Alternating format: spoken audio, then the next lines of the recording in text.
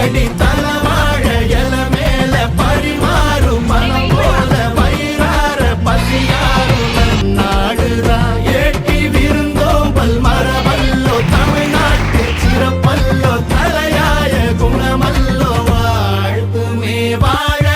தேங்காய் போலி கொண்டா திரட்டி பால கொண்டா சுழிய சொய்யா கொண்டா